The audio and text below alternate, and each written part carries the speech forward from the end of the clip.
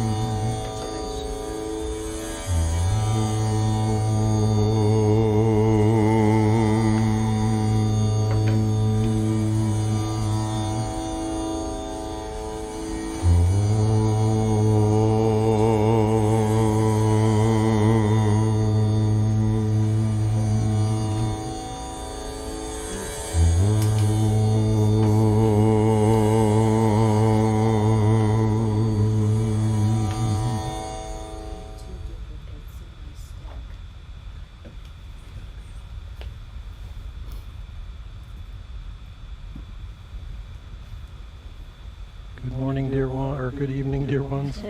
Welcome. Welcome to our Kirtan and honoring of Lord Shiva. Gonna just get a little more light here. That's good for you.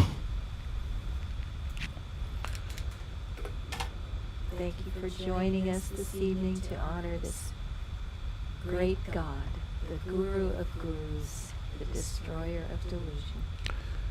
Let's offer a prayer together now. Divine Mother, Heavenly Father, beloved friend God, great masters of self-realization, Jesus Christ, Babaji Krishna, Lahiri Mahasaya, Swami Sri Yukteswar Ji, beloved Guru Paramhansa Yogananda Ji, all saints and sages, beloved Lord Shiva, guide our hearts, our minds in devotional offering. Sing through our hearts, our voices, the divine love that permeates this universe. Make us your instruments of blessing and light in this world. We are thine. Receive us. Om. Peace. Amen. So welcome, dear ones. We will share chants this evening and some stories, a reading or two, and a special video that some of you may recognize from a couple of summers ago, that also includes one of the chants, and so that'll come later on. But this is a very devotional evening in which we can share the blessing of heart's love and offering that love to God directly. These chants are talking to Lord Shiva, Shiva being the aspect of God as destroyer of delusion, destroyer of ignorance, and regenerator of the world. Not destruction for the sake of destruction, but destruction for the sake of rebirth, of growth in a new and higher way. Liberator is another way to say this. And so as for us in the West, this may be a little bit of an unfamiliar concept. God in a sort of human form. And there's a lovely reading that we'll share later on about this, in which Swami addresses sort of the issue of how personal can we make God, and is it real or is it not real? And it's helpful for us to have some kind of visual or tactile way to connect spiritually. Otherwise it's kind of an abstraction and it doesn't engage the heart. So feel the blessings. Shiva is the aspect of God that sort of takes in all the strays, you might say. He all the animals that none of the other deities wanted, the ugly ones, the ones that bite, the spiders and the snakes and the scorpions and all the ones that nobody else wanted, they all run to Shiva for refuge. And there are aspects of our own nature that are perhaps scorpionic or reptilian or whatever you might say, and those aspects of us can run to refuge to Lord Shiva, for refuge to Lord Shiva. So as we chant his name, in some cases we can describe or translate the words, but the feeling of the chants is at least as important, and I think much more important than any particular translation. So this is a chance for us to exercise the heart and offer that loving devotion up to God in the form of Lord Shiva. So we'll begin with a chant that is simply Om Namah Shivaya, which means I bow to Lord Shiva. And this one is slow and deep, and just try to take this very inward, and we'll build on this energy, but consider it a pranam to the Lord.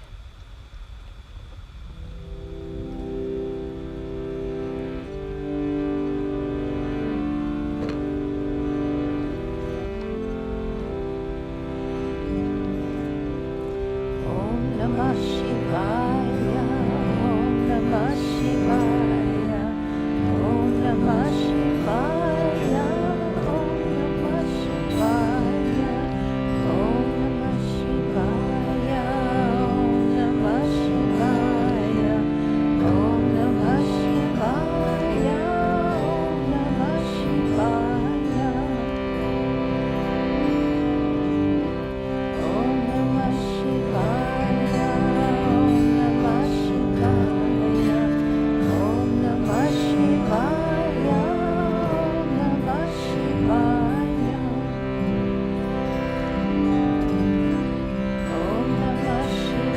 Shivaya, Om Namah Shivaya, Om Namah Shivaya, Om Namah Shivaya.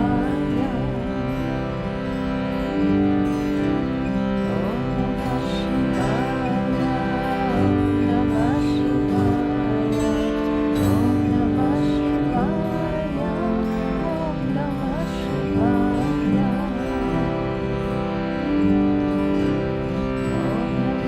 Shivaya, Om Namah Shivaya, Om Namah Shivaya, Om Namah Shivaya.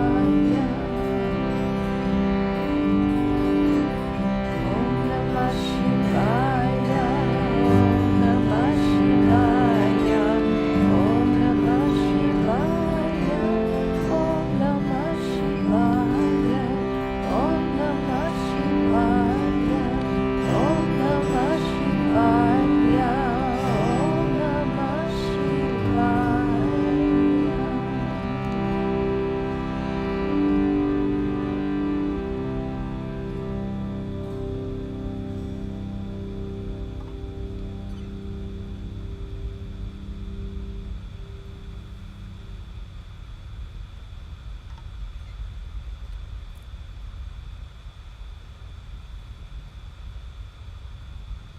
As we always do in these kirtans, we'll pause after each chant to take the vibration more deeply within.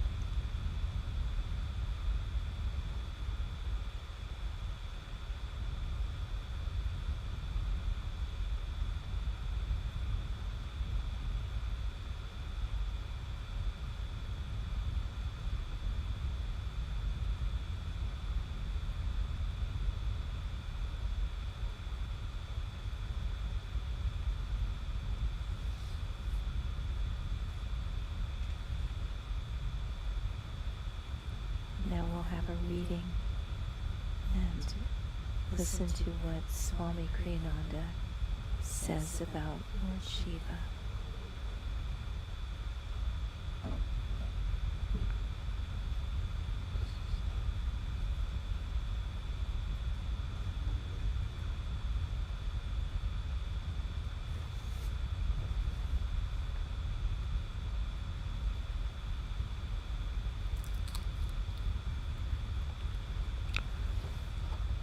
Shiva is told by Swami Kriyananda, in wild and lonely places you may find him even now, Shiva, the great God. Usually he is absorbed in deep meditation, and you won't be likely to mistake him for anyone else. Well, at first glance, he does look something like a beggar. His skin is covered with wood ash, his clothing is poor and skimpy, Beggar-like, too, he may carry a begging bowl. And sometimes also he goes from door to door begging alms. Yet there's something very different about him. Not at all like a beggar. In fact, in a way, he seems like a king, for he gives you a feeling of enormous power. He doesn't seem rich like a king, and yet, certainly, and yet, you can't imagine him needing anything. And that does make him rich in a way, richer than most millionaires, who, with all their money, keep wanting things they haven't got. Again, Shiva doesn't seem powerful in any ordinary sense. He lives alone. There isn't anyone around for him to boss about. And yet, somehow you get the feeling that everyone he meets, even things like trees and birds and animals, draw their power from him, that they need him in order to exist at all. There's a strange look to him. Yet he doesn't seem to care how he looks. His hair is thick and long and matted from never being brushed. He piles it in a high coil on top of his head. At the top of this coil, too, is placed a crescent moon to show that Shiva's thoughts are always of high things. If you ever see him, you may find him dressed only in a leopard or tiger skin. One thing you'll know him by is his tall staff, which he always carries with him. This is no mere stick, but a trident. That is, a staff with 3 metal prongs at the top, something like a tall fork, though I'm sure he never uses it to eat anything with.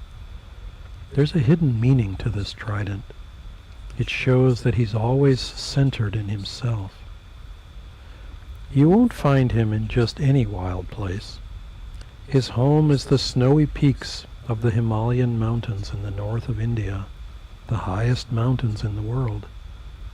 He seldom comes down to the towns of men, and when he does so, it's usually to make people long for his remote kingdom of silence and peace. The Himalayan mountain he lives on, you see, is really just a way of saying he lives in that part of you which is high above all your worries and distractions. Even the stories about Shiva are really only told to help us to understand things about our own higher self, that part of each of us which can reach up and, maybe, touch the hand of God. For Shiva's work on earth is to remind us that out of God nothing lasts, that life itself is short compared to eternity, even if we should live 100 years. So you see, that's why, although he dresses like a beggar, he's still so very rich. He seems poor because he never puts a tag on anything that says, "That's mine." But he's really very rich because he doesn't need anything. He never weeps for anything. He's always happy in himself. Anyone who can be like that can do anything he sets out to do in life. If Shiva doesn't come down to mix with people like us, it's because he waits instead until our minds are calm and our hearts can no longer be upset by anything. And then it is that he whispers to us, "Here I am, my friend, in your heart of hearts, in the still silence just behind your busy thoughts." So here's how we may think of Shiva. He's a silent yogi meditating inwardly. He smiles when people call him the terrible destroyer, because he knows that all he's ever tried to do is to destroy men's ignorance. In joy, sometimes he may lift his hands high above his head and sing boom, boom, hara, hara. This means, "Let me take from you your fears, your tears and littleness, and let me give you the mighty thundering power of Om, my sacred word, in which resound all power, all the happiness in the universe.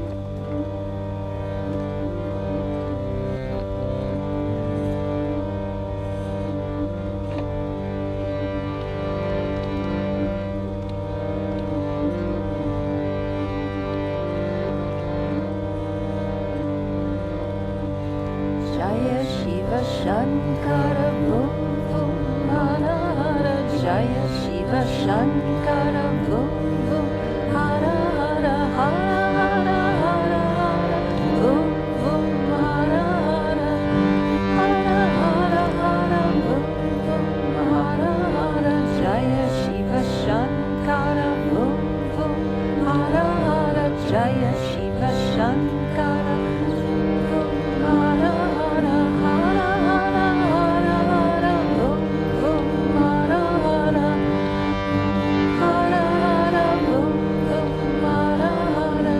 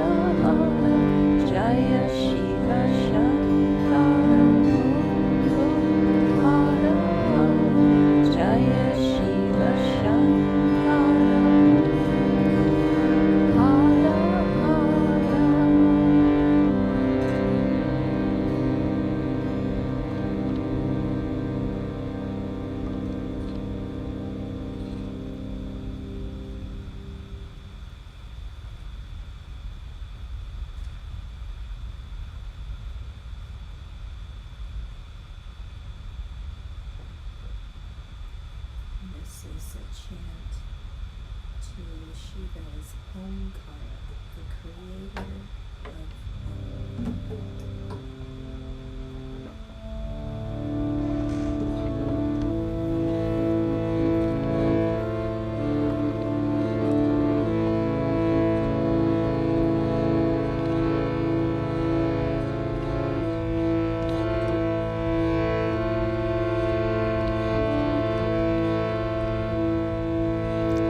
Jai Guru Omkar,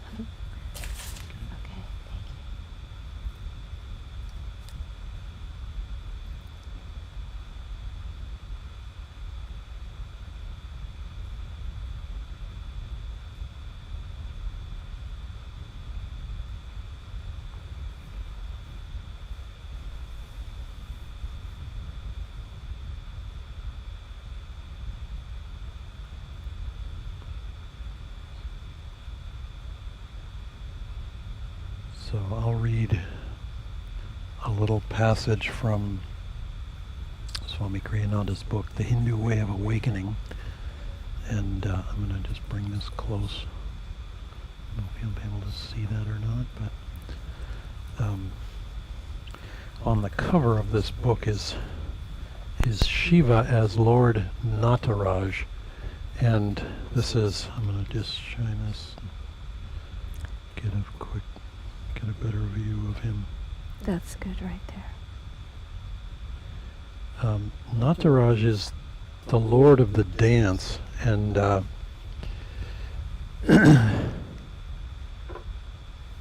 this same statue, or something that looks similar to this, is installed at the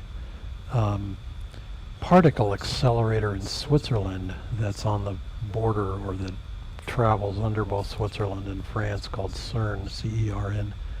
And it symbolizes Shiva dancing creation in and out of existence, which literally happens at a subatomic particle level continuously. And of course it happens all the more so when they smash these things together at a bazillion miles an hour, and they are in existence for a moment and then they obliterate into nothing. And it is literally the dance of Shiva, and his hair is flying in all directions, and I mean it's a perfect image of what happens at a subatomic level.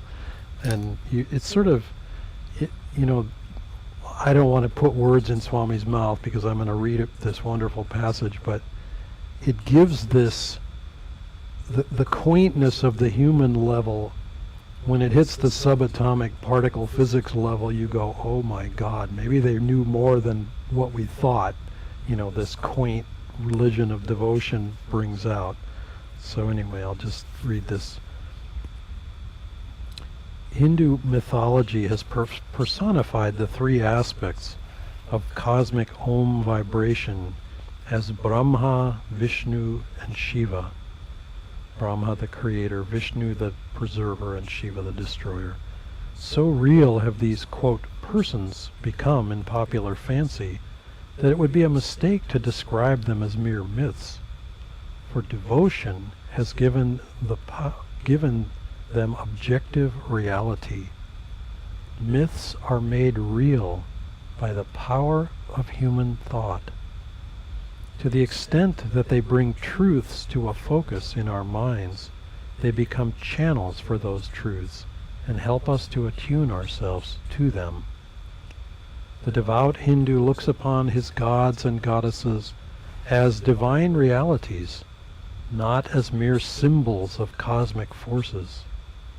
The modern mind, on the contrary, dismisses all anthropomorphic images of God as superstition and incompatible with the enlightened knowledge of science. According to the ancient teachings of Sanatana Dharma, however, both these concepts are valid and not mutually exclusive. The forms God reveals to his devotees in superconscious ecstasy are as real as, and indeed far more real than, any material form.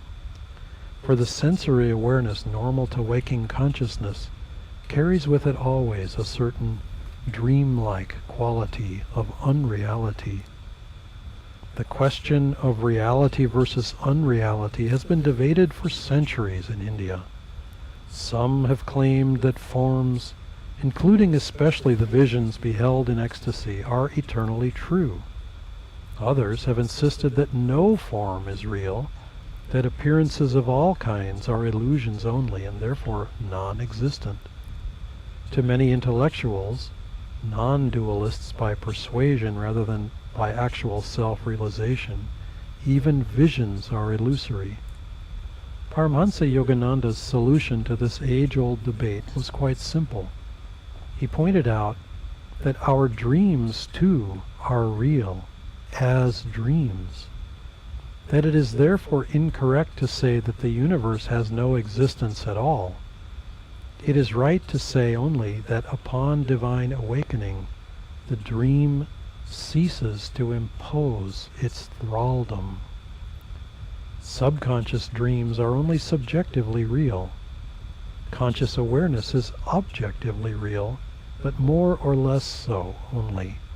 For although we are all aware that we live in the same world, people's perceptions are distorted by their emotions and by their degree of mental clarity. Superconsciousness is the state of absolute awareness. It is subjective and objective because it strips away every last veil of illusion and reveals the central truth of everything in existence. The cosmos is God's dream, not man's. It continues to exist even after cosmic consciousness has been attained. The dream can be recalled at will, moreover, after the soul attains liberation from it. Even our own ego individuality, absorbed as it is into the infinite after soul liberation, remains forever real in cosmic memory and can be re-manifested at any time should the need arise, as it might, for instance, in response to the loving demands of devotees. In this connection, I recall a saint I met years ago in India who was lying in a coma on his deathbed. The hospital staff were unable to awaken him to any response. A disciple, however, visiting one day, whispered lovingly to him, "How are you, Swamiji?" Softly the saint replied, "Very well." Brahma, Vishnu, and Shiva are cosmic realities, but as such they are expressions of infinite consciousness and can be drawn to respond personally by the attractive power of devotion. Any divine form they display in vision is transcended in deeper meditation, at which point it is realized as but an aspect of Om, forever impersonal, formless, infinite. Ultimate truth transcends whatever symbols we use to represent it. In that transcendence lies the essential truth of religion, as well as the hope of bringing a needed harmony to the religions of the world. Brahma, Vishnu, and Shiva may never become valued as objects of devotion by the members of other religions, but Om, the cosmic vibration, can be communed with regardless of belief. It is an absolute truth, accessible to all. Indeed, to shun Om is to shun God.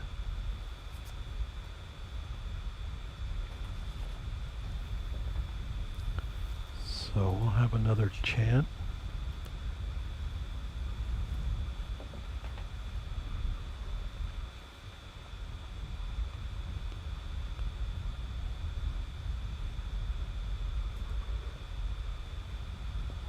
And after this chant, a short meditation, and then we'll play our little video chant.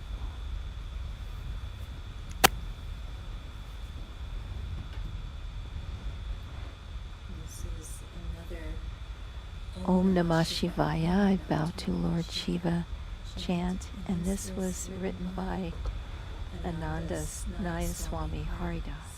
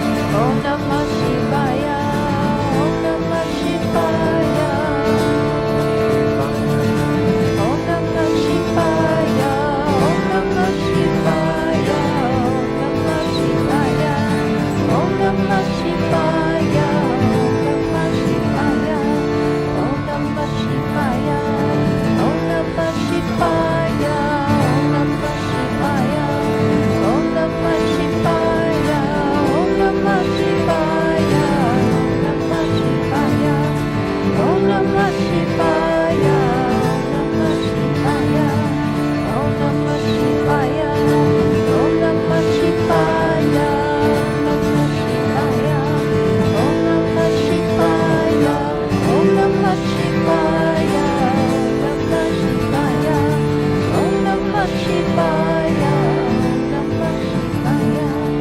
Om Namah Shivaya. Om Namah Shivaya. Om Namah Shivaya. Om Namah Shivaya. Om Namah Shivaya. Om Namah Shivaya. Om Namah Shivaya. Om Namah Shivaya. Om Namah Shivaya. Om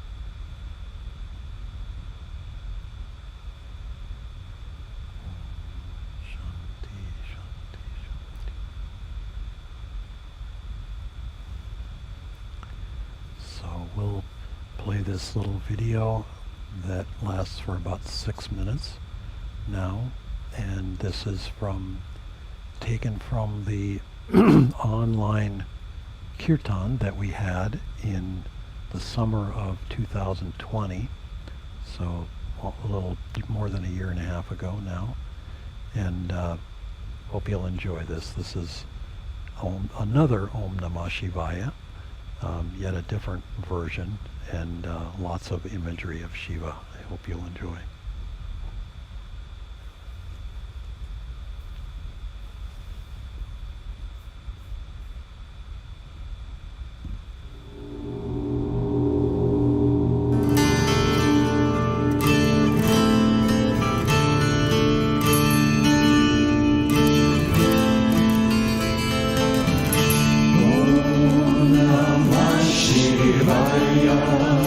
Om Namah Shivaya.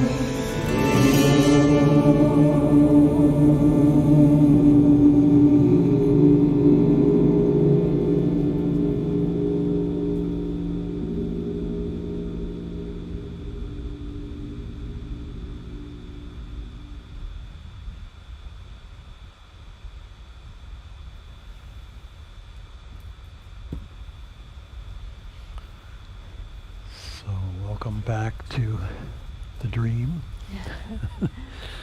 Another phase. Another of the dream. phase of the dream. So I will read a little story of Shiva, which starts a little bit like the description Swami gave us. In wild and lonely places, at any time one may chance on the great God, for such are his most favored haunts. Once seen, there is no mistaking him. Yet he has no look of being rich or powerful. His skin is covered with white wood ashes. His clothing is but the religious wanderer's yellow cloth. The coils of his matted hair are piled up high on the top of his head. In one hand he carries the begging bowl, and in the other his tall staff, crowned with the trident, and sometimes he goes from door to door at midday asking alms. High amongst the Himalayas tower the great snow mountains, and here, on the still cold heights, is Shiva enthroned. Silent, nay, wrapped in silence, does he sit there, absorbed and lost in one eternal meditation. When the new moon shines over the mountain tops, standing above the brow of the great God, it appears to worshipping souls as if the light shone through instead of all about him, for he is full of radiance and can cast no shadow. Wrapped thus into hushed intensity lies Kailash above Lake Manasarova, the mountain home of Mahadeva, and there, with mind hidden deep under fold upon fold of thought, rests he. With each breath of his, outward and in, worlds, it is said, are created and destroyed. Yet he, the great God, has nothing of his own, for in all these that he has created there is nothing, not kingship, nor fatherhood, nor wealth, nor power, that could for one moment tempt him to claim it. One desire, and one alone, has he, to destroy the ignorance of souls and let light come. Once, it is said, his meditation grew so deep that when he awoke he was standing alone, poised on the heart's center of all things, and the universe had vanished. Then, knowing that all darkness was dispelled, that nowhere more in all the worlds was there blindness or sin, he danced forward with uplifted hands into the nothingness of that uttermost withdrawnness, singing in his joy, boom, boom. And this dance of the great God is the Indian dance of death, and for its sake he is worshipped with the words, boom, boom, hara, hara. It is, however, by the face of the great God that we may know him once for all, beyond the possibility of doubt. One look is enough. Out of that radiance of knowledge, one glance from the pity and tenderness in his benign eyes, and never more are we able to forget that this whom we saw was Shiva himself. It is impossible to think of the great God as being angry. He whose form is like unto a silver mountain sees only two things, insight and want of insight. Amongst men, whatever be our sin and error, he longs only to reveal to us its cause, that we may not be left to wander in the dark. His is the infinite compassion, without one shadow or stain upon it. In matters of the world he is but simple, asking almost nothing in worship, and strangely easy to mislead. His offerings are only bay leaves and water, and far less than a handful of rice. He will accept these in any form. The tears of the sorrowful, for instance, have often seemed to him like the pure water of his offering. Once he was guarding a royal camp at night, when the enemy fell upon him and tried to kill him. But these wicked men were armed with sticks of balewood, and as they beat him again and again with these, he smiled, taking the blows for worship, put out his hand and blessed them on their heads. He keeps for himself only those who would otherwise wander unclaimed and masterless. He has but one servant, the devoted Nandi. He rides not on horse or elephant, but on a shabby old bull. Because the serpents were rejected by all others, did he allow them to twine about his neck. And amongst human beings, all the crooked and hunchbacked and lame and squint-eyed he regards as his very own. For loneliness and deformity and poverty are passwords sufficient to the heart of the great God.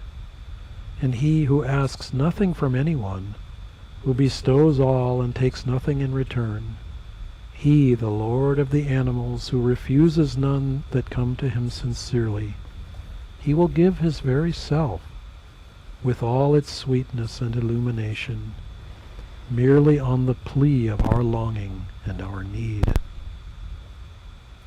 Yet is this not the only form which Shiva may come?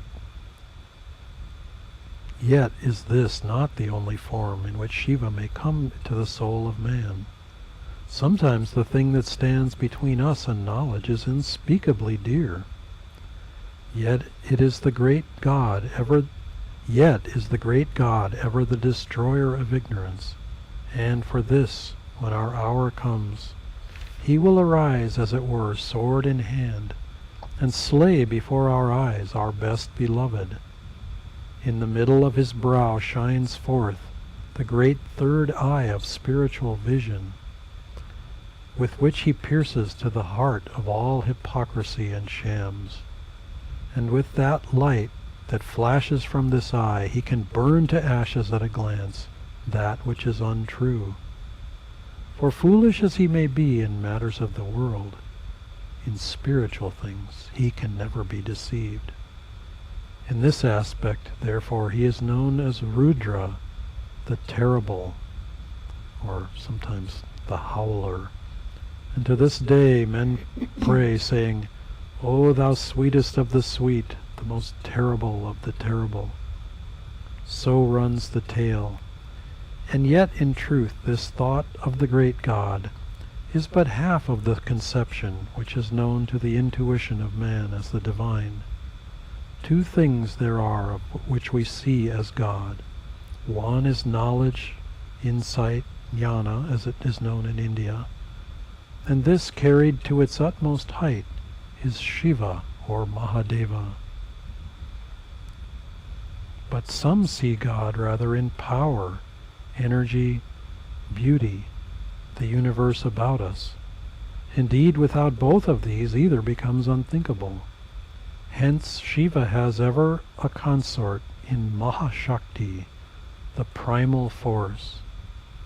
Amongst the pictures made and the tales told of her are those of Sati and Uma and the great death. She is Gauri, the golden one, the fair, the light of the sunrise shining on the mountain snows, and she dwells ever in Kailash as the wife and devoted worshipper of that Mahadeva, or spiritual insight, who goes amongst men by the name of Shiva, the great God.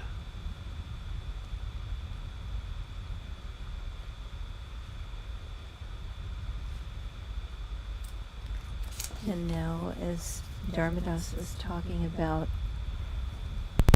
how Shiva takes all those under his wing who are the broken and the in pain, those who are suffering, the deformed, the helpless, will sing one of Yogananda's chants. They have heard thy name, the blind, halt, and lame.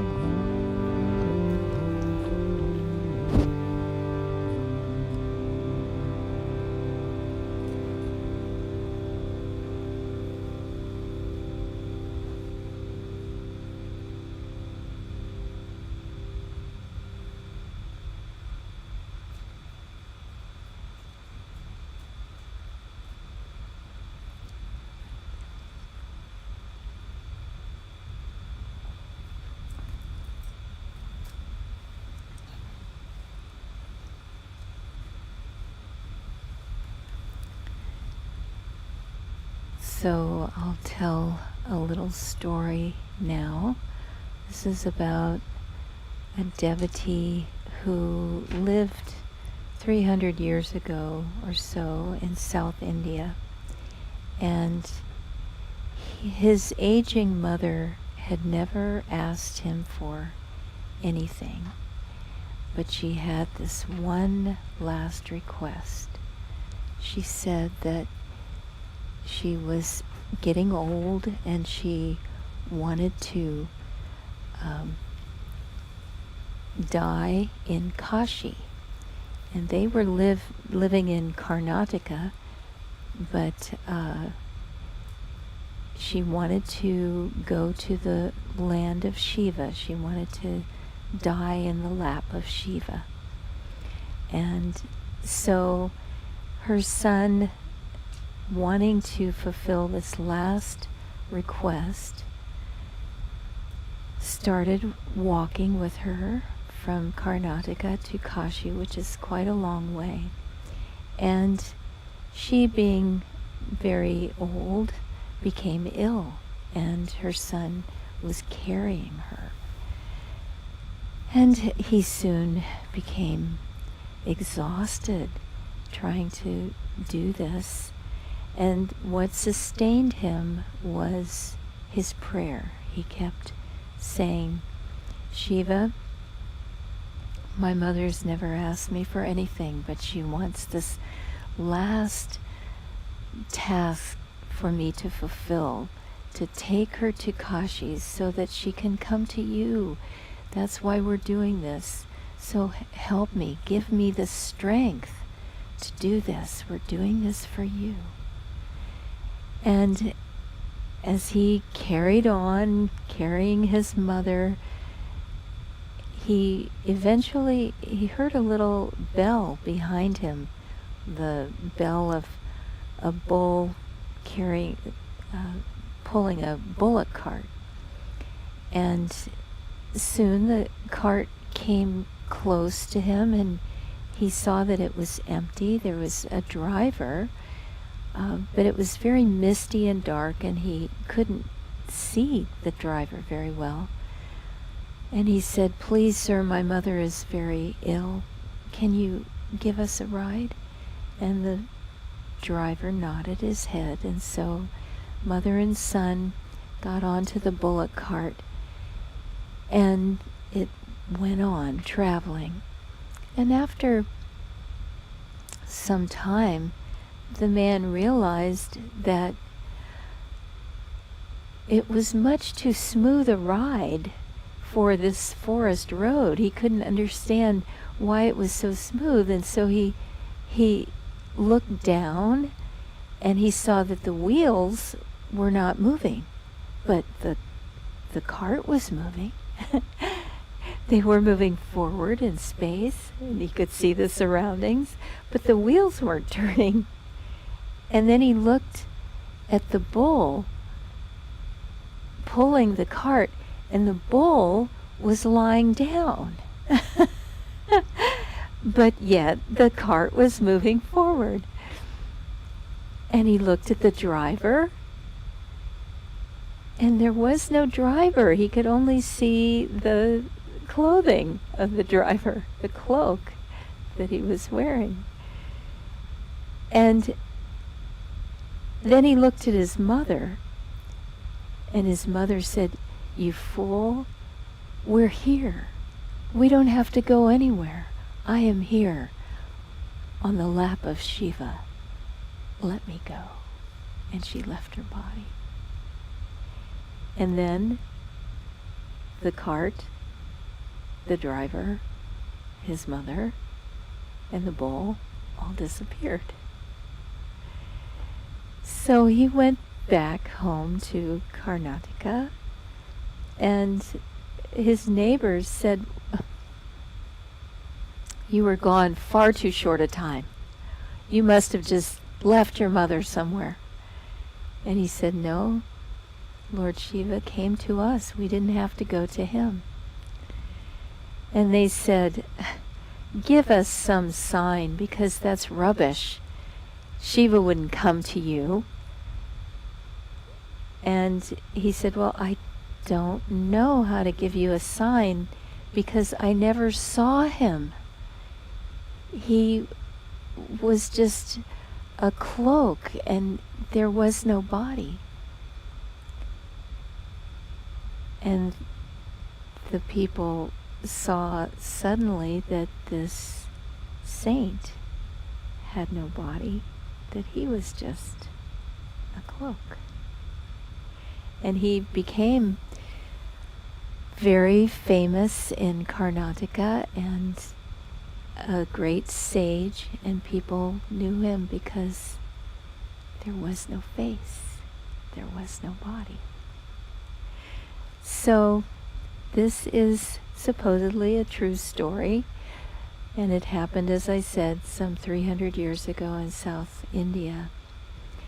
But the important part of it is to remember that God hears our prayers and He comes to us. He will help us if we sincerely ask and lay our burdens in His lap. He will come to us.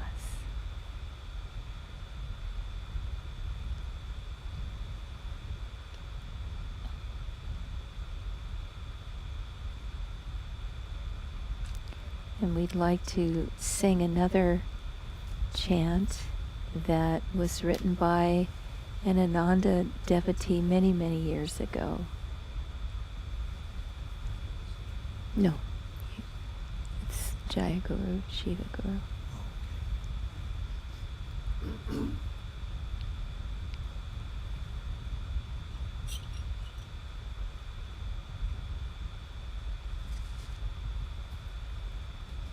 Turn my mic off.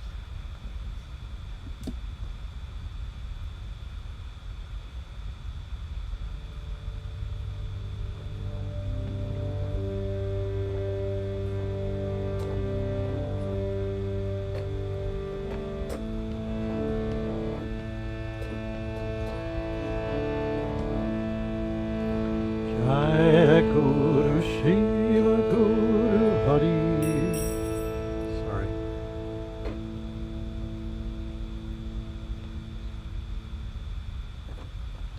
Jaya Guru Shiva Guru Hari Guru Ram Jagat Guru Param Guru Sat Guru Sham Jaya Guru Shiva Guru Hari Guru Ram Jagat Guru Param Guru Sat Guru Sham Hari Guru Advaita Guru Ananda Guru Chit Guru Chitana Guru Chinmaya Guru Hari Guru Advaita Guru Ananda Guru Chit Guru Chitana Guru Chinmaya Guru Naya Guru Shiva Guru Hari Guru Jagat Guru Param Guru Sat Guru Sham Jaya Guru Shiva Guru Hari Guru Ram Jagat Guru Param Sat Guru Sham Hari Guru Advaita Guru Ananda Guru Chit Guru Chitana Guru Chinmaya Guru Hari Guru Advaita Guru Ananda Guru Chit Guru Chitana Guru Chinmaya Guru Jaya Guru Shiva Hari Guru Ram Jagat Guru Param Sat Guru Sham Jaya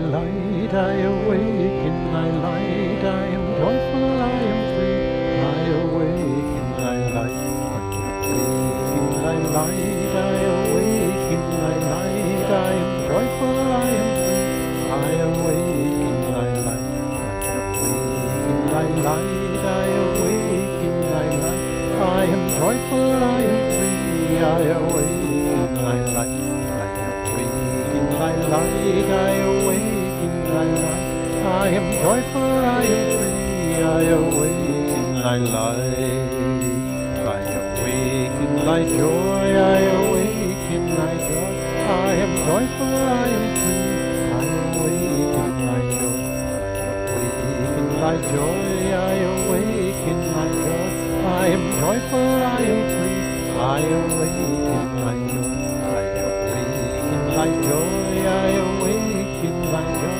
I am joyful, I am free, I awake in thy joy, I awake in thy joy, I awake in thy joy, I am joyful, I am free, I awake in thy joy, I awake in thy love, I awake in thy love, I am joyful, I am free, I awake in thy love, thy love, I awake in thy love, I am joyful, I am free, I awake in thy love, I awake in thy love, I awake in thy love, I am joyful, I am free, I awake in thy love, I awake in thy love, I awake in thy love, I am joyful, I am free, I awake in thy love,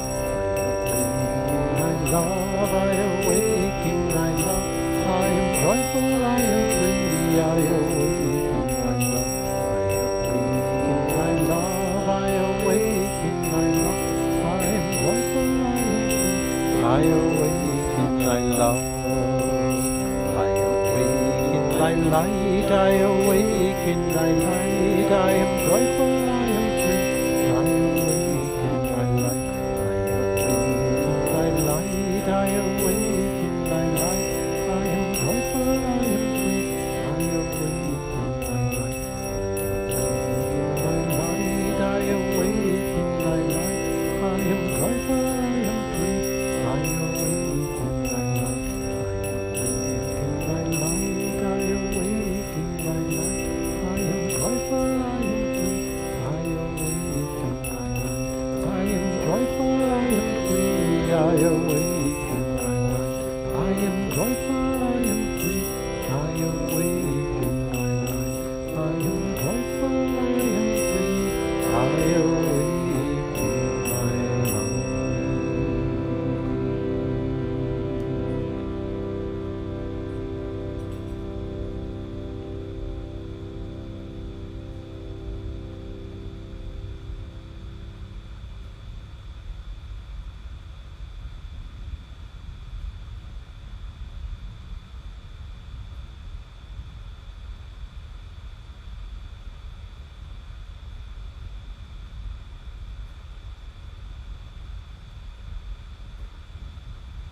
thy light.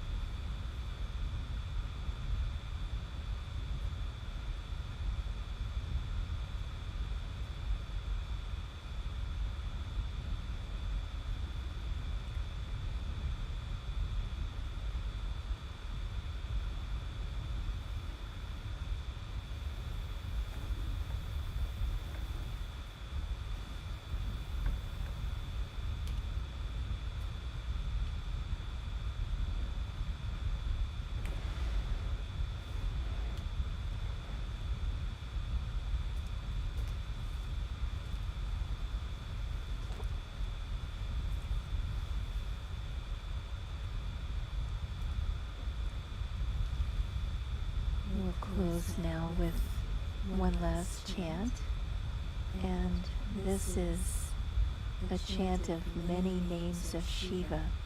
Shiva Shankara. Shankara means the auspicious one. Shiva Shankara Rudra. Rudra is the howler, he who weeps. We talked about that a little bit earlier. Maheshwara, the great God, as he is often called, Sadashiva, which means the loving creator, and Mahadeva, Hara Hara Hara Mahadeva. Hara is the destroyer of delusion, and Mahadeva is another way of saying the great God. So we're repeating the names of Shiva, which is very auspicious.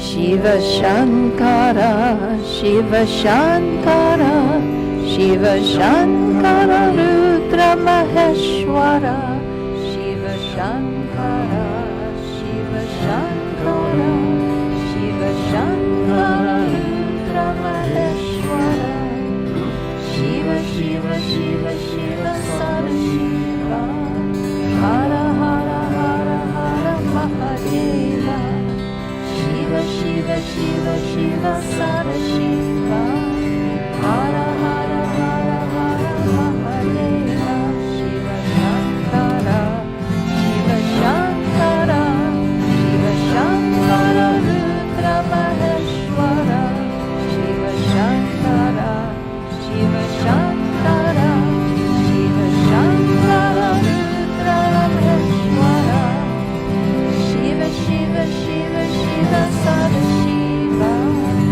Hara Hara Hara Mahadeva, Shiva Shiva Shiva Shiva Sadashiva, Hara Hara Hara Hara Mahadeva, Shiva Shankara, Shiva Shankara, Shankara Rudra Maheshwara, Shiva Shankara, Shiva Shankara, Shiva Shankara, Rudra Maheshwara, Shiva Shiva Shiva Shiva Sadashiva, Hara Hara Hara Hara Mahadeva, Shiva Shiva Shiva Shiva Sadashiva, Hara Hara Hara Hara Mahadeva, Shiva Shankara, Shiva Shankara, Shiva Shankara, Rudra Maheshwara,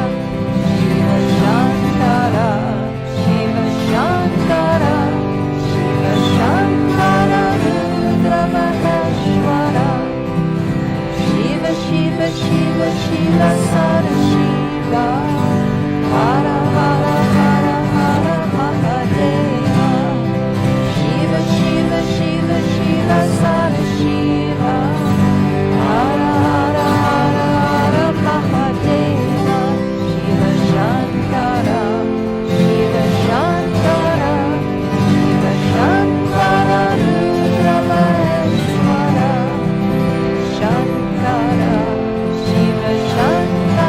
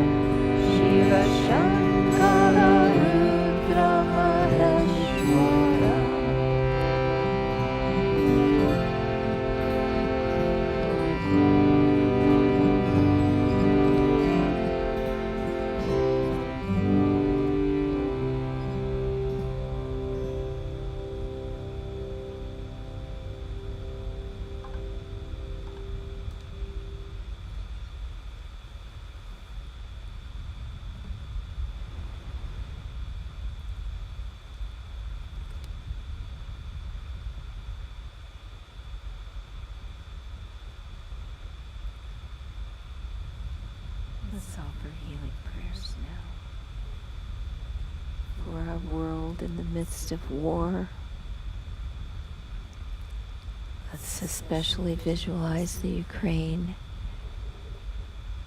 Peace, harmony, the love of God, ending this madness. Let's visualize God and His light surrounding the hearts of everyone involved, bringing wisdom, clarity, compassion, and peace. And let's use Yogananda's prayer now to send healing energy to all those involved in this situation. Divine Mother, Thou art omnipresent. Thou art in these Thy children. Manifest Thy healing presence in their bodies, in their minds, and in their souls. Let's rub our hands together and chant with me now. 3 ohms, sending God's peace. Om.